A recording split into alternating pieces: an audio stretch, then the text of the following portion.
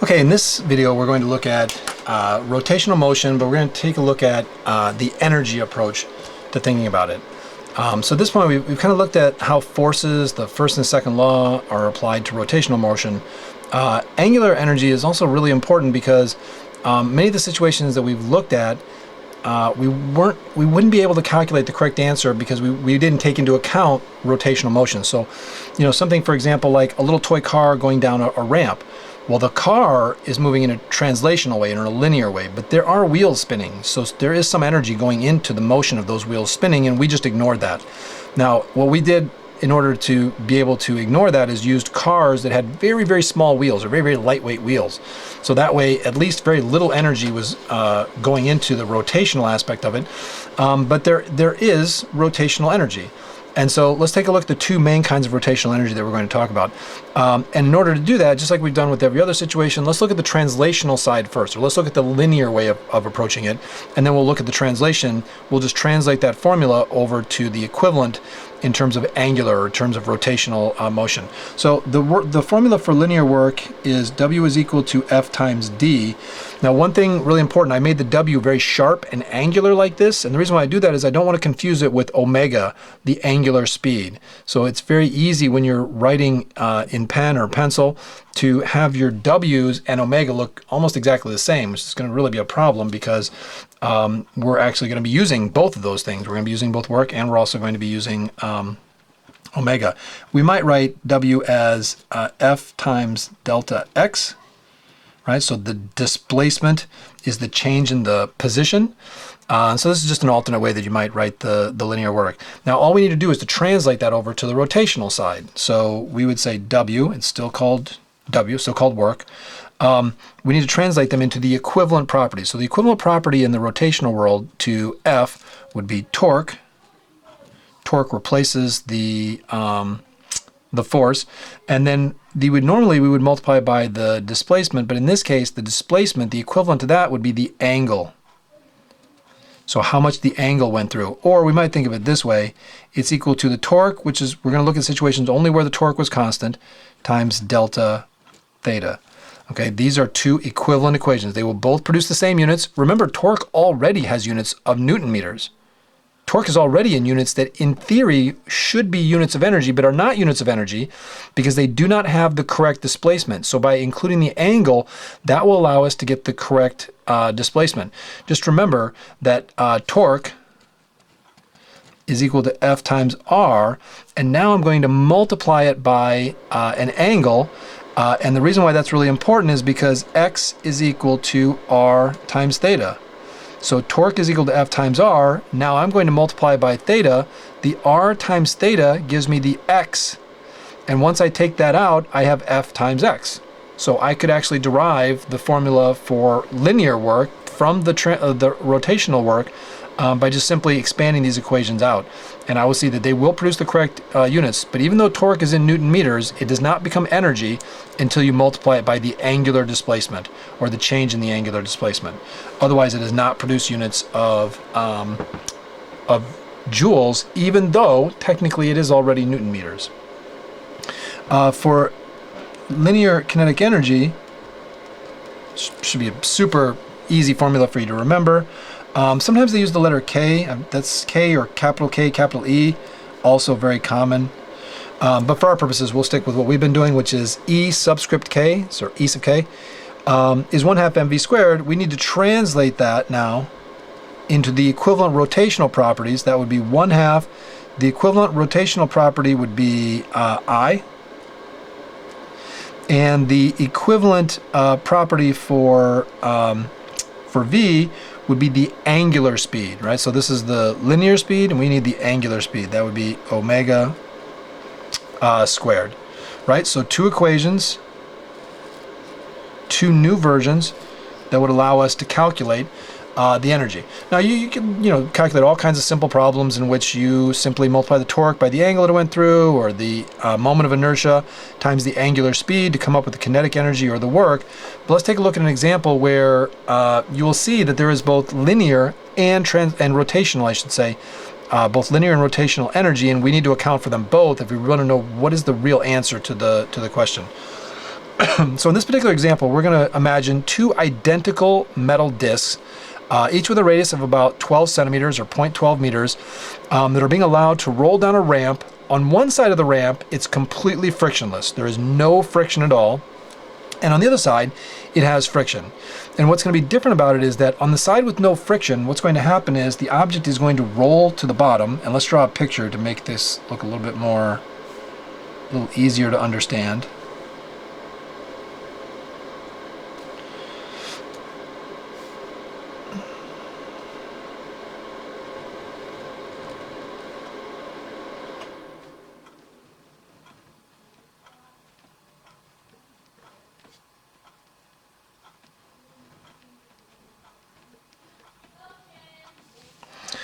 Okay, so here are two metal discs, large metal discs, 24 kilograms, quite a lot, it's almost 60 pounds. So a large metal disc. On one side, it's going to be allowed to roll down, and on the other side, it's going to be allowed to slide down.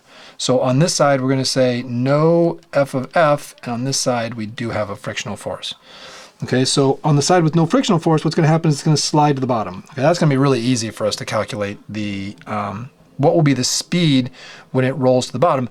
Now the question is, for the one with frictional force, where it is going to begin to rotate, what will be the speed? And hopefully it should be pretty clear. It's going to have less speed, because instead of the gravitational potential energy, and don't forget this is 3.2 meters tall, so instead of that 3.2 meters worth of potential energy going entirely into linear motion, it's going to go into a combination of linear and also rotational motion. So obviously the rotational motion is going to reduce how much linear speed we are able to get from this thing at the bottom. So let's go through and calculate for each of these two guys. If I were to put a little mark at the bottom to just indicate the orientation at the beginning, you would see that when this guy gets down to the bottom, it will be exactly in the same orientation. So the little bar facing the bottom will still be facing at the bottom. But for the other guy,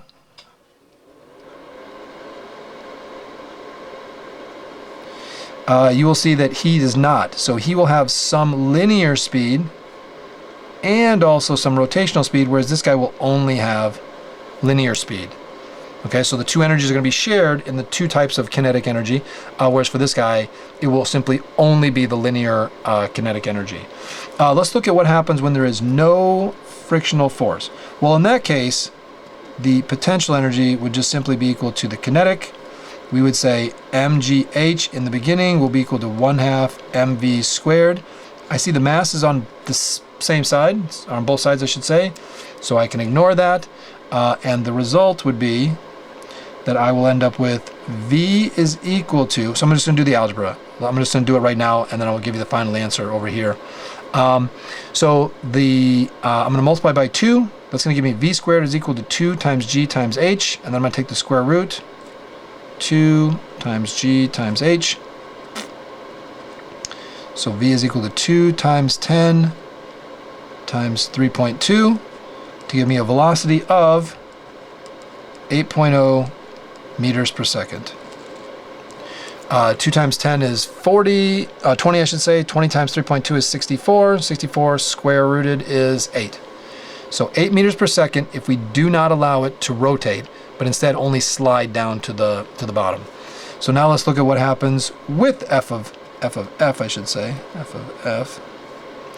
Okay, well in this case, it's still going to be potential energy is going to be equal to kinetic energy, but then there's another version of kinetic energy. So this guy is linear, and this guy is rotational. So I'm going to get both linear and rotational energy. So let's write the equation. So the equation says that it is going to be equal to mgh is equal to 1/2 mv squared plus 1/2 I omega squared. Okay, so right now we have actually got quite a lot that's unknown. So I don't have the V. I do have the mass. I do have the height. I have G. But I do not have the V here. I don't have the moment of inertia yet, and I also do not have the I. But remember that the moment of inertia, I is equal to, this is a disk, right? And we've used this before in several of the other videos. It has a moment of inertia that is 1/2 mr squared. Okay, So realize I have three unknowns. I have 1, 2, 3 unknowns. If you have 3 unknowns, you have to have 3 equations. Okay, so here's 2 equations so far. Here's the equation that I've created, and then here is a second equation that gives me the I. Okay, so I'll be able to calculate I by itself. I don't need to do a substitution. I don't need to add or subtract equations. I'll be able to calculate that directly. Now the question is, what about V, or omega? Remember that V is equal to omega times R, so therefore omega would be equal to V divided by R. Okay, I'm going to be able to make these 2 substitutions. I'm going to substitute in for omega, I'm going to substitute in for I, and then you're going to see we'll be able to start cleaning stuff up quite a bit. So I'm going to keep moving a little bit over here to the left so I can fit all of this in. So I have mgh equal to 1/2 mv squared plus 1/2. Now we have 1/2 mr, 1/2 mr squared, and then we also have omega squared, so we need to square this. So that's going to be v squared over r squared. And if you notice, we'll get a little bit of cancellation. So first of all, the m's go away across the board. Now I have the I omega squared in terms of m, so the m's will go away. That's an interesting thing. It doesn't matter what the mass of it is. I gave you the mass of this object, but I didn't need to give you the mass of the object because it turns out it doesn't make any difference at all. Now another thing that's maybe not obvious, but it doesn't matter what the radius of it is. So the radius is also going to cancel out. And I'm going to be left with the following equation, and that is that GH is equal to 1/2 V squared plus, and if you just look at what's left, I have the 1/2 and the 1/2, that's 1/4, and the only thing left is V squared. So I end up with G times H is equal to 3/4 V squared. Doing a little bit of algebra, I'm going to take that over to the other side. 4/3 GH is equal to V squared, or V is equal to the square root of 4/3 GH. Now before we actually plug the numbers in, let's just take a look at what's going to happen here. Is this going to give me a faster speed or a lower speed? Well, it's going to give me a lower speed. Before, I had the square root of 2 times GH. Now I have the square root of 4/3. 4/3 is less than 2 by quite a bit. 4/3 is 1.3.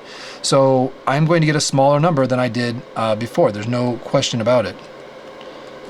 When I plug all that in to get the final answer, I would end up with an answer of 6.53 meters per second.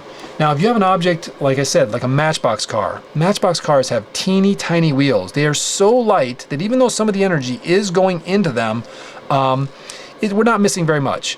Now, on the other hand, if you have a large object, which is quite massive, and the entire thing is rotating, well, you just can't ignore the rotational motion.